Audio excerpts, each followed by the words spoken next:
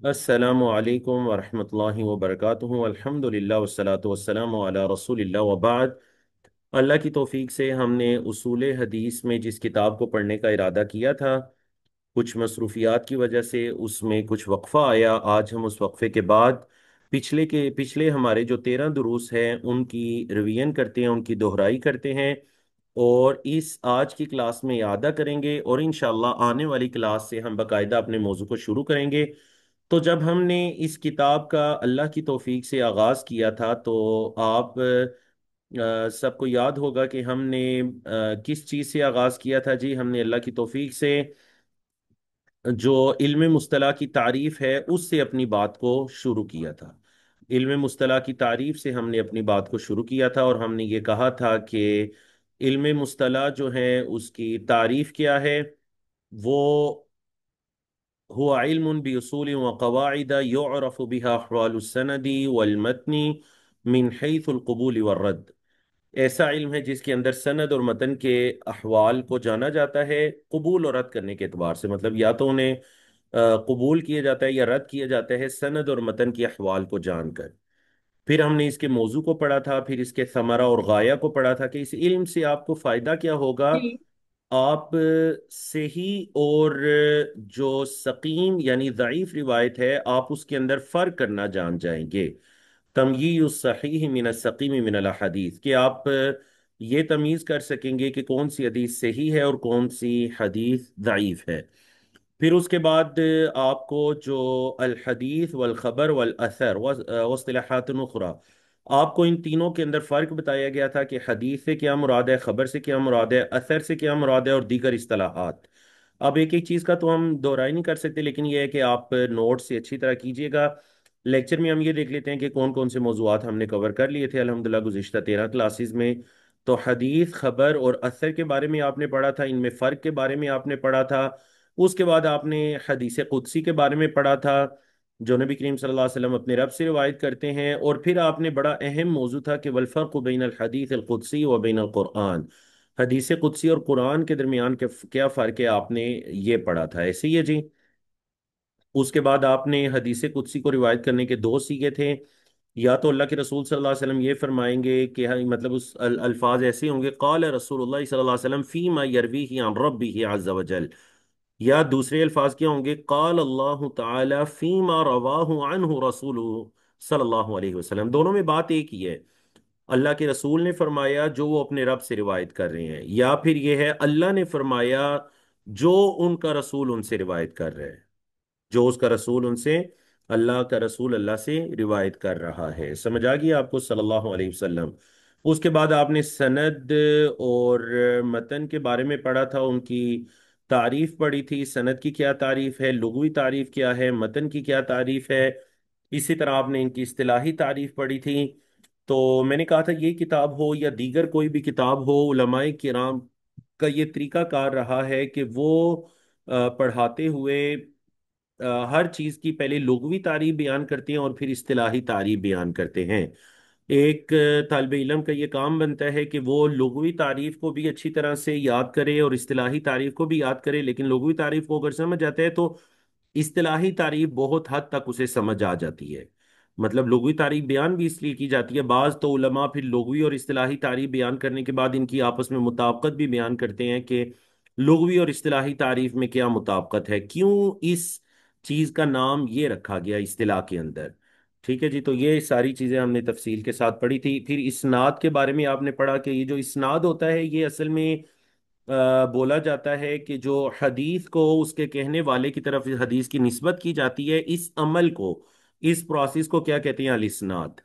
या फिर दूसरा माना ये था, सनद के माना में है, मतलब आदमियों का, रिजाल का वो सिलसिला जो कि मतन तक पहुंचाता है उसको सनद कहते हैं या अल इस्नाद कहते हैं। तो एक माना में ये लफ्ज अल इस्नाद या इस्तिलाह जो है अल इस्नाद और सनद ये एक ही माना में इस्तेमाल हुए थे। और दूसरे माना के अंदर सनद और इस्नाद में फर्क था। सनद कहते हैं सिलसिलातुर रिजाल को और इस्नाद कहते हैं हदीस की निस्बत करना कहने वाले तक। यानी ये मरफू हदीस है तो नबी करीम सल्लल्लाहु अलैहि वसल्लम तक, मौकूफ है, मकतू है, यानी जिस सहाबी तक, ताबी तक, जिसकी तरफ निस्बत की जाती है कहने वाले तक, वो जो बीच में रिजाल आते हैं تو اس حدیث کو لے کر جانا، اس پورے عمل کو کیا کہتے ہیں؟ الاسناد۔ پھر آپ نے مسند کے بارے میں پڑھا تھا، المسند، کہ مسند یا تو اس کتاب کو کہتے ہیں جس میں روایات جمع کی جائیں ہر صحابی کی، یا پھر حدیث مرفوع کو کہتے ہیں۔ پھر آپ نے پڑھا تھا جی المسند، پہلا لفظ ہے المسند نون کے فتح کے ساتھ، اور دوسرا لفظ ہے المسند نون کے کسرہ کے ساتھ۔ مسند اسم فاعل ہے نا، مطلب جو اپنی سند کے ساتھ حدیث کو بیان کرتے ہیں اس کو کیا کہتے ہیں؟ المسند۔ پھر آپ نے محدث کے بارے میں پڑھا تھا، محدث کس کو کہتے ہیں، اور پھر آپ نے الحافظ کے بارے میں پڑھا تھا، الحافظ کس کو کہتے ہیں۔ پھر ہمارا جو اصل موضوع شروع ہوا تھا کہ ہم نے خبر کی یعنی حدیث کی تقسیم کی تھی متواتر اور آحاد میں، کہ ایک ہوتی ہے خبر متواتر اور ایک ہوتی ہے خبر آحاد۔ تو خبر متواتر کی تعریف ہم نے پڑھی تھی، اور پھر اس کی دو قسمیں ہم نے پڑھی تھی، لفظی اور معنوی۔ خبر متواتر کی کیا تعریف آپ نے پڑھی تھی جی؟ کہ جس کو ایک اتنی بڑی تعداد نے روایت کیا ہو کہ جن کا کسی جھوٹ پر اتفاق کر لینا عادتاً محال ہو، مطلب عادت اس چیز کو مانے ہی نہ کہ اتنی بڑی تعداد میں لوگ جھوٹ بول سکتے ہیں مل کر، مطلب یہ 30 40 50 لوگ یہ سارے ایک ایک ہی جھوٹ پر متفق ہو گئے، نہیں نہیں، عقل میں یہ بات نہیں آتی۔ سمجھ آ گئی آپ کو؟ تو یہ کیا کہتے ہیں؟ خبر متواتر۔ تو پھر اس کی آگے آپ نے دو قسمیں پڑھی تھیں، لفظی اور معنوی۔ لفظی کس کو کہتے ہیں؟ جس کے لفظ اور معنی دونوں ثابت ہوں تواتر سے، اور معنوی جس کا صرف معنی ثابت ہو الفاظ کے علاوہ۔ اور اس کی آپ نے مثالیں پڑھی تھیں، متواتر کی آپ نے شروط پڑھی تھیں کہ ایک بڑی تعداد روایت کرنے والی ہو، یہ روایت سند کے تمام طبقات میں پائی جاتی ہو، اور عادتاً ان کا جھوٹ پر اتفاق کرنا ناممکن ہو، اور جو ان کی خبر کا تعلق ہے وہ حسی ہو، معنوی نہ ہو، حسی ہو، مطلب سمعت، رأیت، وجد تو، اس طرح ہو۔ پھر آپ نے آگے احاد کے بارے میں پڑھا تھا، احاد خبر واحد بھی کہتے ہیں یا احاد ہے، اور اس کی آپ نے تین قسمیں پڑھی تھیں، الخبر المشہور، اور الخبر العزیز، اور الخبر الغریب۔ ٹھیک ہے جی؟ تو مشہور، عزیز اور غریب، یہ آپ نے اس کی تین قسمیں پڑھی تھیں۔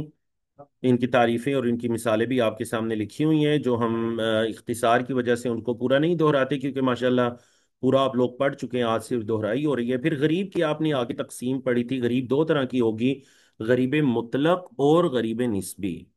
غریب مطلق اور غریب نسبی، اصل سند میں تفرد واقع ہو، یعنی غریب کی تعریف آپ نے پڑھی تھی نا، جس کی سند میں کسی بھی طبقے میں ایک راوی رہ جائے وہ حدیث غریب ہے۔ ٹھیک ہے؟ تو جو حدیث غریب ہے یا تو وہ غرابت جو ہے وہ مطلق ہوگی اگر اصل سند میں ہے، یا پھر اگر سند کے درمیان میں ہے، ماوقع الغرابت و تفرد فی اثناء سند ہی، جیسے کہ تابع التابعی اکیلا رہ جائے، اگر صحابی اکیلا رہ جائے تو یہ غریب مطلق ہوگی، اور اگر صحابی تو زیادہ ہیں، کئی صحابہ روایت کر رہے ہیں لیکن ایک تابعی روایت کر رہا ہے، تو پھر یہ غریب نسبی کہلائے گی۔ ٹھیک ہے جی؟ اور اس کی مثال بھی آپ کو دی گئی تھی۔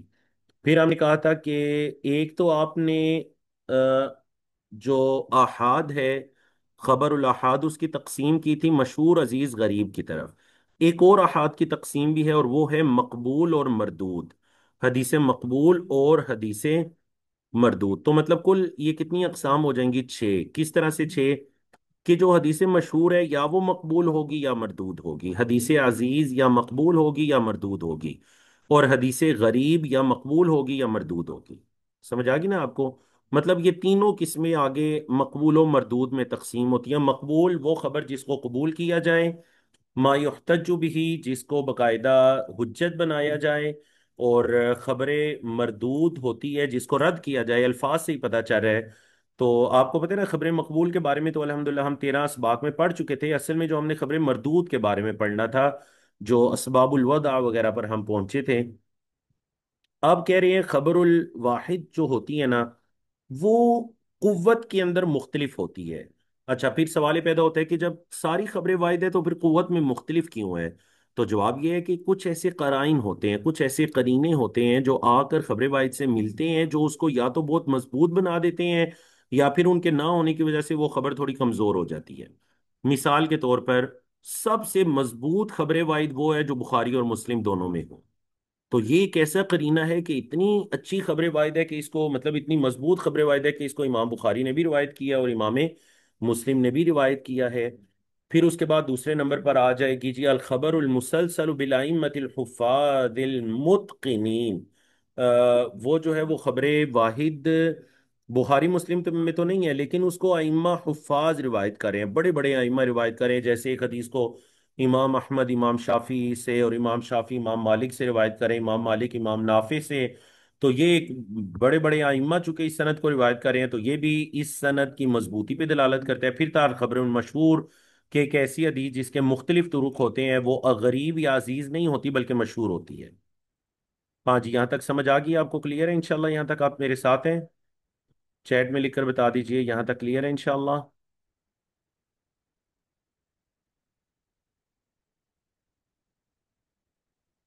چلیے جی، بارک اللہ فیکم۔ اب آتے ہیں جی ہم کہ حدیث مقبول یعنی قبول تو کیا جائے گا، پھر آگے سے اس کی دو تقسیم ہوگی، یا تو وہ صحیح ہوگی یا حسن ہوگی۔ خبر مقبول یا صحیح ہوگی یا حسن ہوگی۔ اب پھر آپ کو یاد ہوگا آپ نے صحیح کی بھی دو قسمیں کر دی تھیں، کون کون سی؟ صحیح جو ہوگی یا تو وہ صحیح لذاتی ہی ہوگی یا صحیح لغیری ہوگی، جو حسن ہوگی وہ حسن لذاتی ہی ہوگی یا حسن لغیری ہوگی۔ تو کل آپ نے خبر مقبول کی بھی چار قسمیں بنا دی تھیں، صحیح اور حسن، اور پھر آگے صحیح اور حسن کی بھی دو دو قسمیں۔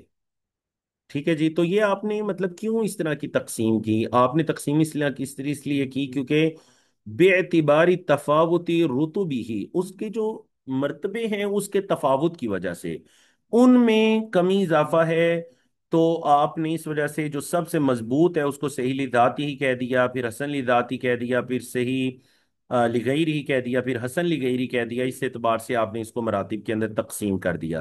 آپ نے کہا جو صحیح لذاتی ہی ہے وہ ہے جس کے اندر پانچ چیزیں پائی جاتی ہیں: ما نقلہ عدل تام الضبط عن مثلہ متصل السند غیر معلن ولا شاذ، کہ اس کو ایک عادل راوی روایت کرے، تام الضبط مطلب وہ مکمل حافظے والا ہو، اس کے حافظے میں کوئی ضبط میں کمزوری نہ ہو، اور جس سے روایت کرے وہ بھی اسی طرح ہے، مثلی متصل السند، سند متصل ہے اور اس میں کوئی علت یا شذوذ نہیں پایا جا رہا۔ ٹھیک ہے جی، آپ نے تفصیل کے ساتھ پڑھ لیا تھا۔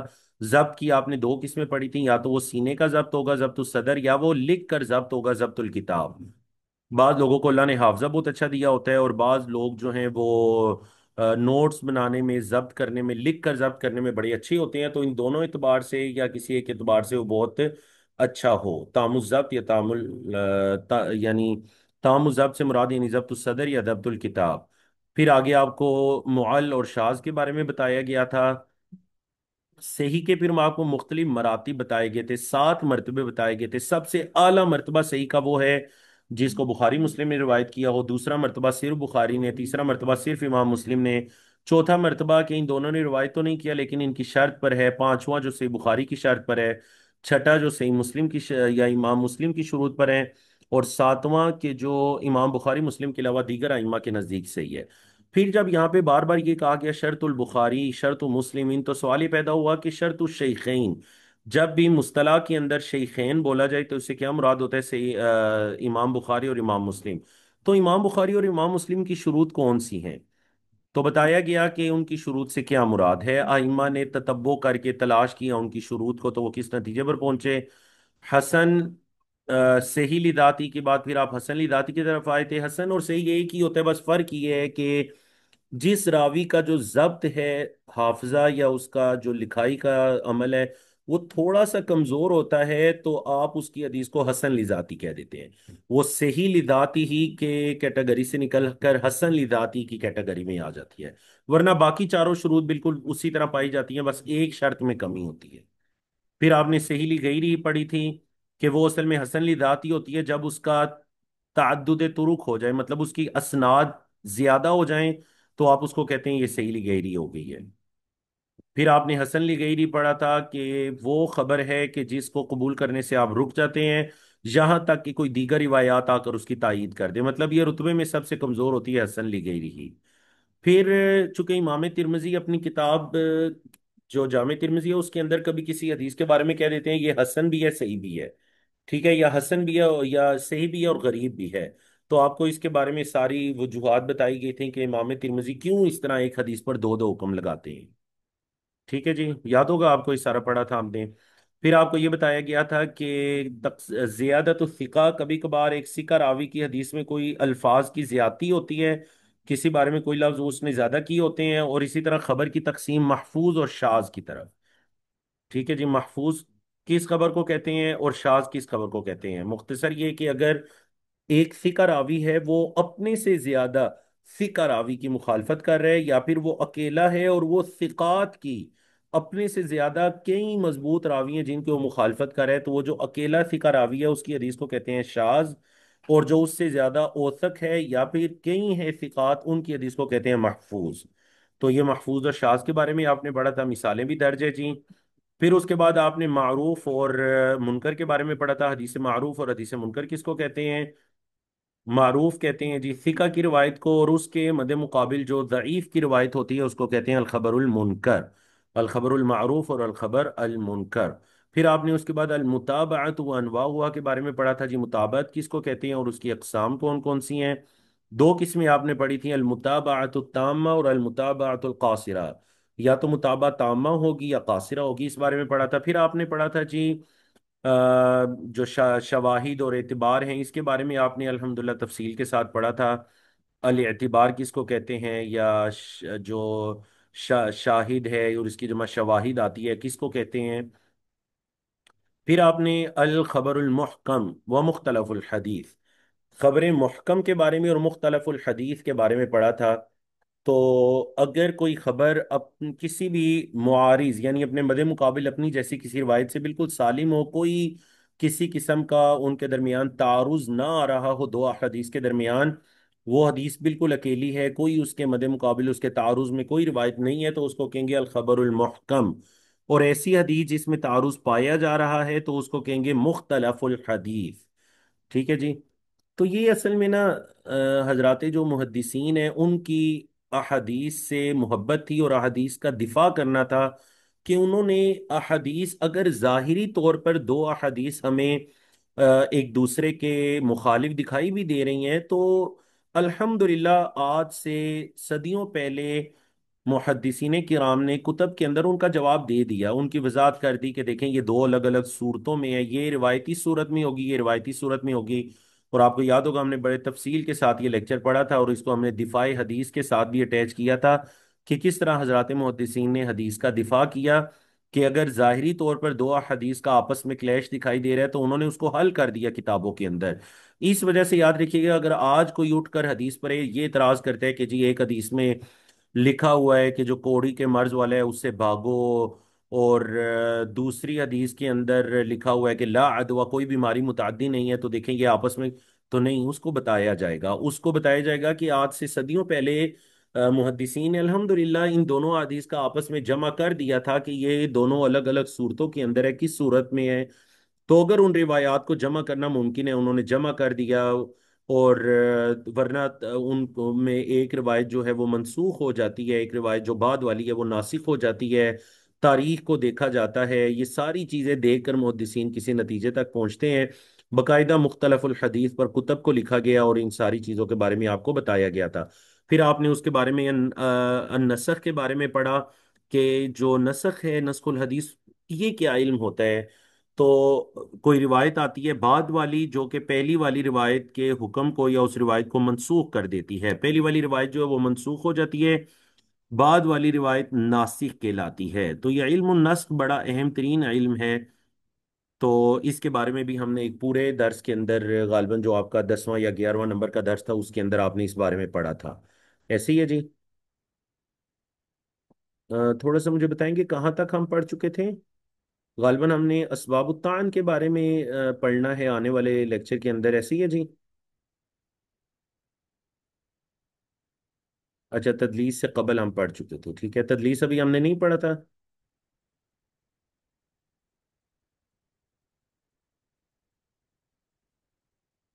ٹھیک ہو گیا، جزاکم اللہ خیرن.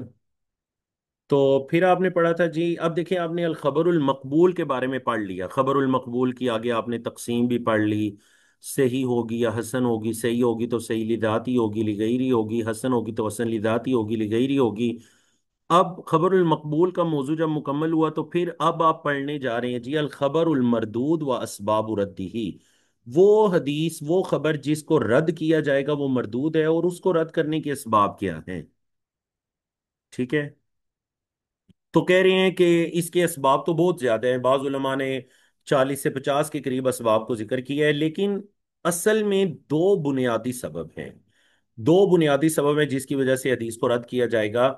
پہلا سبب کیا ہے کہ سقوط راوین فاکثر من السند، کہ جو ایک یا زیادہ راوی ہوں گے سند سے وہ ساقط ہوں گے، ان کے سقوط کی وجہ سے آپ کہیں گے یہ حدیث ضعیف ہے یا خبر المردود ہے، اس کو رد کیا جائے گا، اس حدیث یہ مقبول نہیں ہے، یہ قابل حجت نہیں ہے۔ یا پھر اس کا سبب ہوگا الطعن فی بعض رواته، سند تو ٹھیک ہے لیکن جو بعض راوی ہیں وہ ضعیف ہیں، بعض راویوں کے ضعف کی وجہ سے یا ان میں طعن کی وجہ سے آپ اس حدیث کو رد کر دیتے ہیں، اور یہ بھی آپ نے تفصیل کے ساتھ پڑھا تھا۔ پھر آپ نے جو حدیث سے سقوط ہوتا ہے، کچھ راوی بیچ سے گر جاتے ہیں، اس کی آپ نے انواع السقوط مختلف قسمیں پڑھی تھیں، آپ نے اس کے اندر ایک قسم پڑھی تھی جو بڑا جلی ہوگا، واضح جلی، اور ایک خفی ہوگا۔ پھر آپ نے مردود کی اقسام کے اندر المعلق پڑھا تھا تفصیل کے ساتھ، اور مرسل کے بارے میں پڑھا تھا، اور اسی طرح آپ نے حکم المرسل، مرسل کا کیا حکم ہے آپ نے اس کے بارے میں پڑھا تھا، اور پھر آپ نے معضل کے بارے میں پڑھا تھا اور منقطع کے بارے میں پڑھا تھا، اور ہماری بات پہنچی تھی جی تدلیس پر، کہ یہ تدلیس کیا ہوتی ہے، یا پھر وہ روایت جو المدلس، المدلس الخبر المدلس کون سی ہوتی ہے، اور جو تدلیس کرنے والا ہوتا ہے اس کو مدلس کہتے ہیں، زیر کے ساتھ المدلس۔ تو انشاءاللہ العزیز کل کا جو ہماری کل کی جو کلاس ہوگی اس کے اندر ہم تدلیس کے بارے میں تفصیل کے ساتھ پڑھیں گے کہ تدلیس کی کون کون سی اقسام ہیں، اور تدلیس کو کیسے پہچانا جاتا ہے۔ انشاءاللہ کل ہم اس بارے میں پڑھیں گے، اور پھر اس کے بعد اسباب الطعن فی الراوی، اس کے بعد والی کلاس میں انشاءاللہ جو راوی کے اندر طعن کے اسباب ہوتے ہیں ہم اس بارے میں اللہ کی توفیق سے پڑھیں گے انشاءاللہ جی۔ اگر کوئی چیز واضح نہیں ہے تو آپ پوچھ سکتے ہیں، تاکہ کل کی کلاس سے پہلے پہلے آپ کے مکمل جو آ، پچھلے جتنا بھی آپ پڑھ چکے ہیں نا وہ بالکل کلیئر ہو جائے۔ باقی یہ ہے کہ ابھی آپ کے غالباً دو گروپ بنے ہوئے تھے، جو تفہیم اکیڈمی کی طالبات تھیں ان کا ایک الگ گروپ بنا ہوا تھا جو آج ہمارے ساتھ موجود ہیں، اور ایک ہماری جو الگ سے طالبات تھیں ان کا الگ گروپ بنا ہوا تھا، تو میں کوشش کرتا ہوں کہ آپ دونوں کا ایک ہی گروپ بنا دیتے ہیں تاکہ نا وہ دو جگہ شیئرنگ نہ کرنی پڑے۔ ابھی بھی میں ایک گروپ میں شیئر کرنا بھول گیا تھا لنک، تو ہم ایک ہی گروپ بنا دیتے ہیں تاکہ آپ سب طالبات ایک ہی جگہ پر ہوں۔ اور دوسرا یہ ہے کہ طالبہ جو ماشاءاللہ بہت اچھے نوٹس بنا رہی تھیں، اللہ ان کو اجر عظیم عطا کرے ماشاءاللہ۔ اردو کے اندر آپ سب کے بھی تعریفی کلمات ان کے بارے میں موصول ہوتے رہتے تھے کہ ہر سبق کے ساتھ ساتھ وہ بڑے محنت کے ساتھ نوٹس بنا رہی تھی۔ میں ان سے بھی یہ گزارش کروں گا کہ جب سب طالبات کا ایک ہی گروپ بن جائے تو آپ گروپ کے اندر دوبارہ سے پچھلے 13 جو دروس ہوئے ہیں اس کے اردو کے جو آپ نے نوٹس بنائے ہیں آپ وہ PDF شیئر کر دیجئے گا تاکہ تمام طالبات اس سے دہرائی کر لیں، اور کل کی کلاس کے اندر انشاءاللہ ہم تدلیس سے اپنے سبق کا آغاز کر سکیں۔ ٹھیک ہے جی، کوئی سوال ہو آپ کا، کوئی چیز سمجھ نہ آئی ہو؟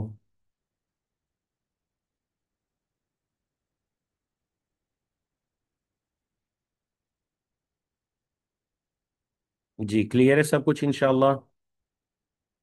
تو یہ جو میں نے بعد میں آپ کو لنک سینڈ کیا تھا نا جس کے لاسٹ پر غالباً 1247 تھا، جی 1247، یہ والا ہمارا ایک ہی لنک ہوگا، یعنی یہ میرا اپنا لنک ہے، اور پوری ہماری کلاس کے لیے یہ لنک ہوگا، یہی آپ سیو کر دیجئے۔ کل جو لنک شیئر ہوا تھا وہ درست نہیں تھا، تو یہ 1247 والا لنک ہماری کلاس کے لیے ہوا کرے گا انشاءاللہ۔ آج کا یہ جو ریویژن کا لیکچر ہے یہ بھی اپلوڈ کر دیا جائے گا، لیکن اصل ہمارا موضوع کل سے شروع ہوگا بإذن اللہ، وما توفیقنا الا باللہ، وصلی اللہ تعالی علی نبینا محمد وعلی آلہ وصحبہ اجمعین۔ السلام علیکم ورحمۃ اللہ وبرکاتہ۔